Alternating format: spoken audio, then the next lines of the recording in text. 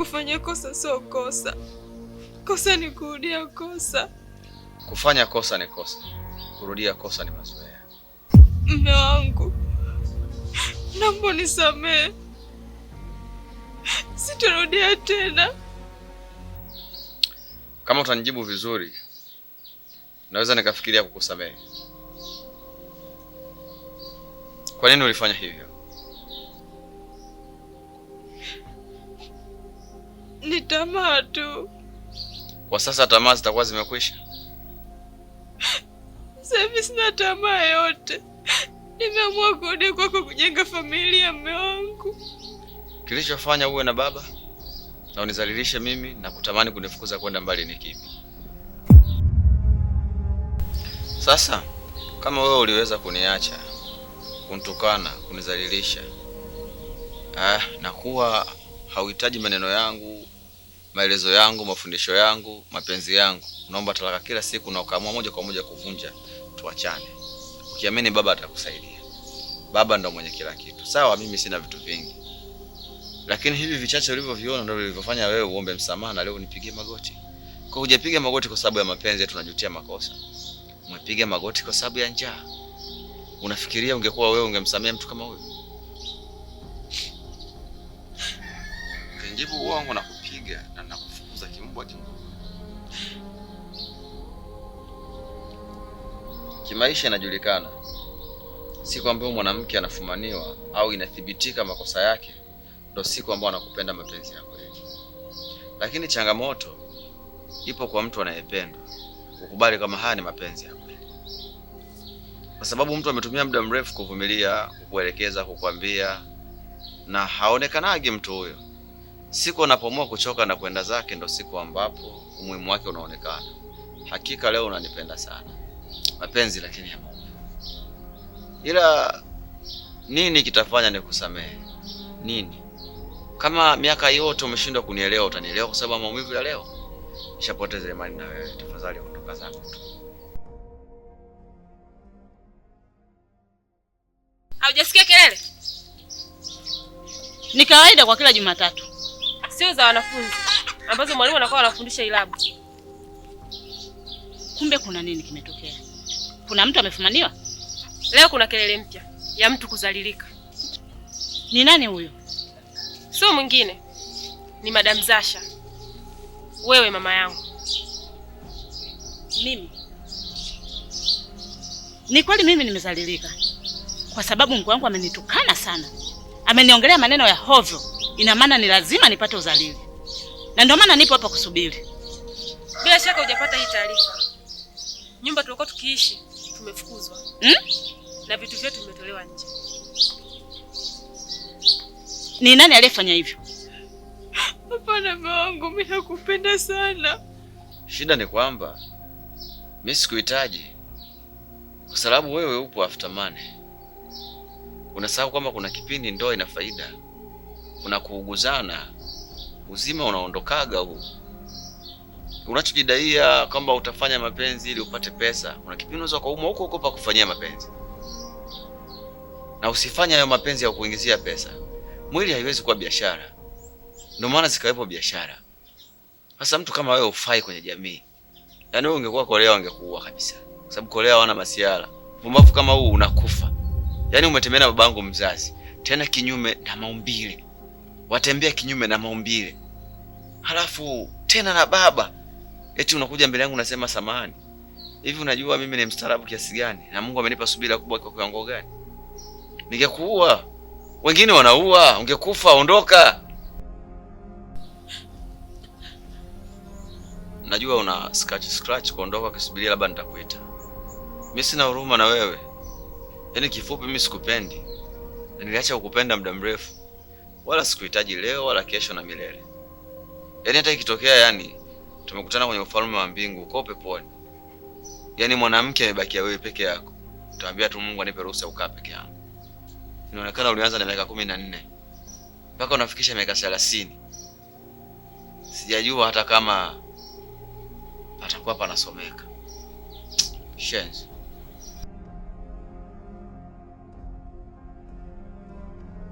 We mzee, Unaenda wapi? Unaenda wapi unaniacha mwenyewe? Mbona unauliza maswali ambayo mimi siyaelewi? Naenda wapi kivipi? Kumekucha, mimi mwanaume mtu mzima naingia kwenye harakati zangu. Yeye nakuuliza unaenda wapi kwa sababu nashangaa unaondoka peke yako afu mimi unaniacha. Yaani unatakiwa unapoenda na mimi niende huko huko. Kwa sababu mimi sina makazi yoyote na ninakutegemea kama mpenzi wangu. Inakuwaje unaniacha sasa? Ubaki na nani kivipi? Kwani mimi ndugu yako? Wewe una familia yako? Wewe una ndugu zako? Sasa wewe na mimi wapi na wapi wako sema napoenda mimi na wewe nyuma yangu. Wewe nani?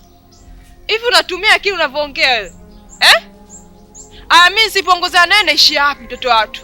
Unajua kabisa wazazi wangu sasa hivi hawana makazi yoyote. Mimi naenda wapi?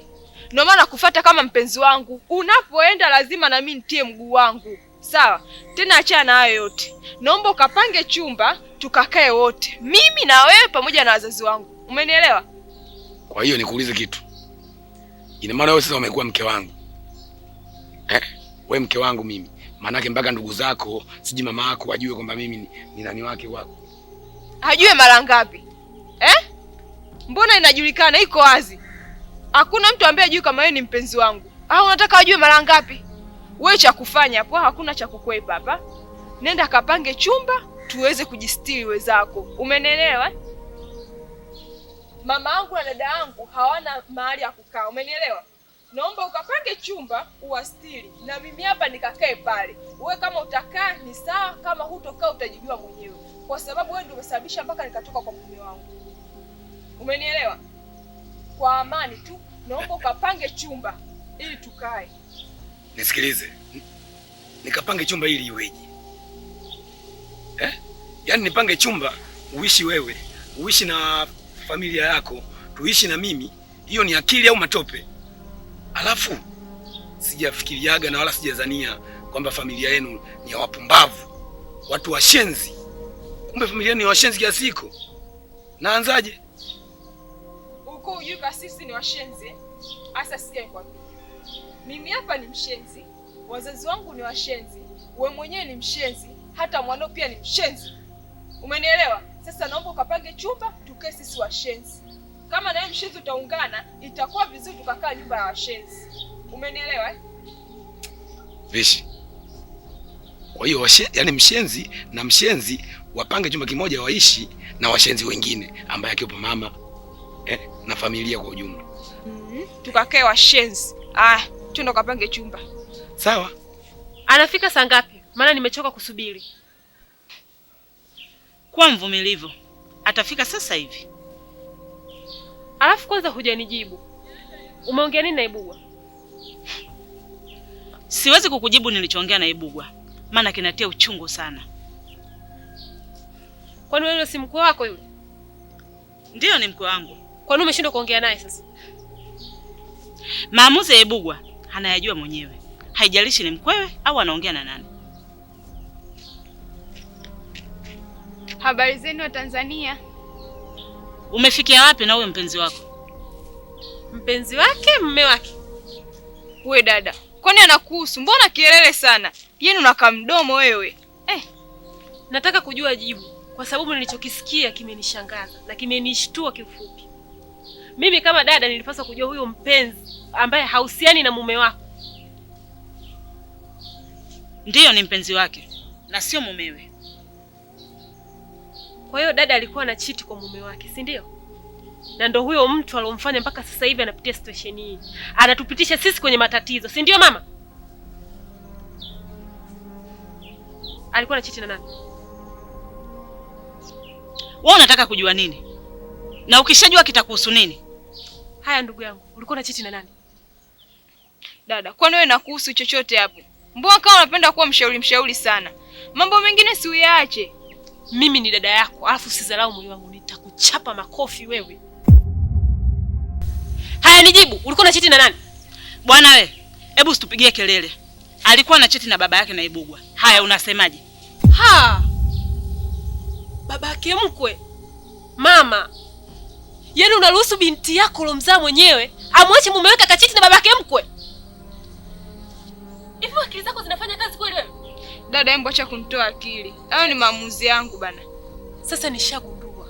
Kumbe haya matatizo yote yote yanayotuzunguka ni kwa sababu yako wewe mjinga. Ndio maana nilikwambia elimu ya shule inasaidia. Yaani mama yako ameshindwa kukufunza, umeshindwa hata kusikiliza dunia inamaanisha nini. Si ndio?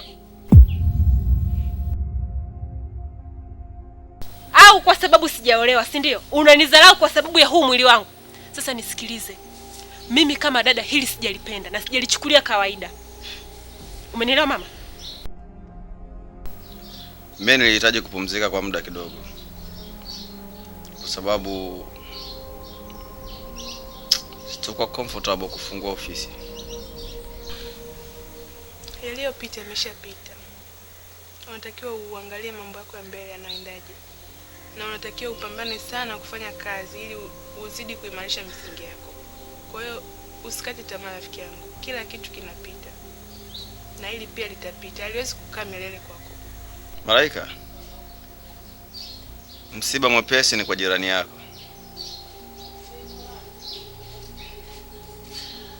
Maneno yako ni mazuri mno. Stahiki yake kupewa mume.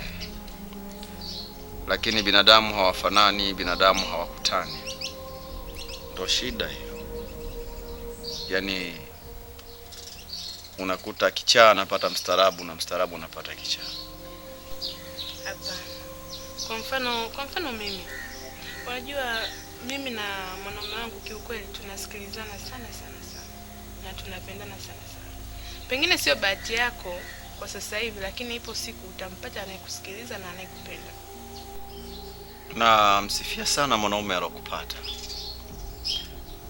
Wewe ni mwanamke mzuri sana, una sifa za kuitwa wife material. Huzuni yangu ni pale ambapo nikikumbuka kwamba mimi na wewe ndo tulikuwa kwanza kukutana kabla wewe na wewe mpenzi wako. Na nilikwambia how much I love you. Ulinikatalia mpaka nimeingia kwenye changamoto.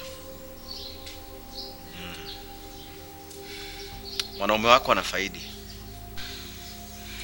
Nipo pembeni yako.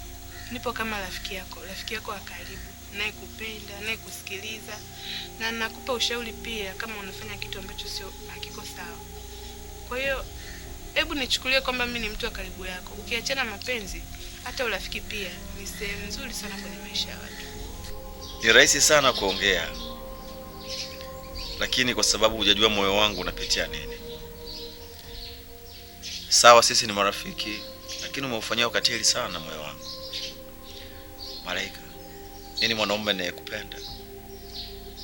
Afu nakupenda sana. Mapenzi yangu nilitamani yastiriwe kwako, ila siwezi kulazimisha.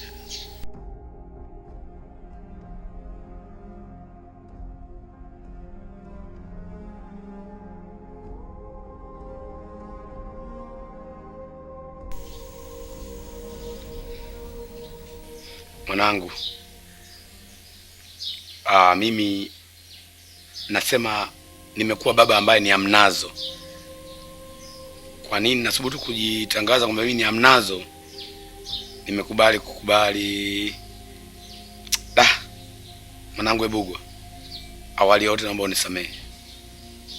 Mimi ni baba yako, mimi ni mzazi wako. Na nitaendelea kuwa mimi ni baba yako na utaendelea kuwa mimi ni mzazi wako. Lakini mwanangu, Baba, naomba unisamehe. Baba,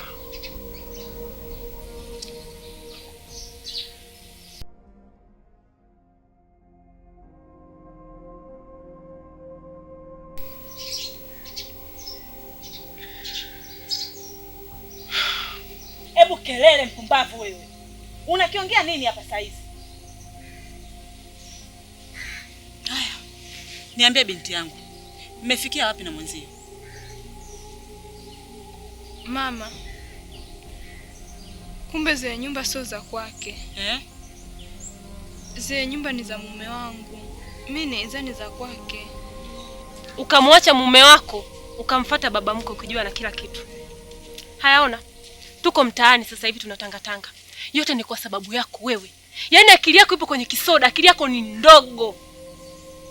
Wewe Janeti, naomba ukae kimya, umenielewa? Ungopo wewe mtu wa maana sana, ungekosa hivi na ndoa yako. Lakini wewe mwenyewe kinyama tu ambao uelewi chochote. Tambua unaongea na nani? Unaongea na dada mkubwa. Hicho kidole chako shusha chini. Hapo ndo stake yako. Unanielewa? Wewe Janeti, hebu nyamaza. Siwezi kunyamaza. Kila kitu kinasababishwa na huyu mtoto wako mpumbavu. Yaani umemwacha mume wako mwenye kila kitu, ambaye alitupa nyumba, alimpa mama yako simu, alimpa maisha mazuri. Nini sasa? Umeona sasa tukitembea mtaani tukiuzauza sura tutaonekana. Kaa kimya Janeti. Kwani anakuhusu nini haya eh? Wewe si ufanye mambo yako. Kama tamaa wewe uko utumii hivyo vitu. Tena ndio kopo wa kwanza kielele cha kuomba kila kitu. Wewe vipi? Unaoongea yana ukweli au unaitania? Unataka kuniambia zile mali zote ni za Ibugwa? Za Ibugwa. Na kwa nini akakudanganya? Mama, sasa hapo ambacho hujakisikia nini? Ameshakwambia kila kitu ambacho alikuwa anakimiliki. Usinipazie sauti, umenielewa eh? Kama unajisaulisha, kumbuka kwamba bila mimi wewe usingekuwa unavaa hayo mavazi. Bila mimi usingepata hata 100 kwenda kusuka. Yaani vitu vyote unavyotumia sababu ni mimi. Yaani mimi ndo nateseka ili wewe upate kula. Alafu sasa hivi bado unaendelea kubwabwaja. Yaani sijui mwanamke wa design gani. Wewe ni dada design gani ambayo una shukrani? Haya sababu wewe, tutafutie nyumba tukakae. Maana nimechoka kuwakiwa na jua. Zamu yako sasa, unategemea vya bure? Tafuta wewe. Wewe umesema una mume? Unamhitaji yule bamko wako? Bampenzi au mpenzi? Au utatuacha tutangetange mtaani siku nzima tuwe masters, ndio? Mama, hauna njaa? Hauhisi njaa? Ndio, sina njaa. Lazima usiwe nayo. Hapo ulipo una pressure tosha. Njaa itakupata muda bado. Ngoja tuwakiwe na jua jasho zitutoke. Lazima umo njaa. Sikiza nikwambie Janeti. Mimi hapa ndo boss. Umenielewa eh? Yaani kila kitu unatakiwa mnisikilize mimi. Nikisema nenda unatakiwa uende. Nikisema ubaki unatakiwa ubaki. Kwa hiyo ukome kunipazia sauti. Tena koma kidogo kidogo mpaka uzoe mpuzo wa mwisho wewe. Nadhani umesahau kauli yangu ya mwisho. Unatakiwa kunyosha kidole wakati unaongea. Kishushe kidole chako chini. Halafu bosi wewe. Leo sitaingia tukali yako wakishamaliza biashara. Tutakwenda kulala. Unanisikia? Au kuna sehemu unataka kutupeleka? Surprise. Maana wewe ni mzee wa surprise. Hebu nyamaza wewe. Alafu mama, kuna kitu nahisi na wewe pia unakijua na ulikuwa unakikalia macho. Huyu binti yako huyu binti yako ambaye unamuona ni Mungu, sijui ni kamungu kawapi aka. Sijui kajihanamu. Alikuwa anatumika kinyume na maumbile. Na wewe ulikuwa unajua. Ina maana na wewe hayo mambo unayafanya. Janeti, koma. Koma Janeti. Kumbuka hapa unaongea na mama yako. Tena ni mama yako mzazi. Hivyo punguza baadhi ya maneno. Sijui unanielewa? Nikiyapunguza hayatuleta maana. Nishakwambia nitakupiga. Hata huyu mama yako wewe. Usinitishie huko. Mama!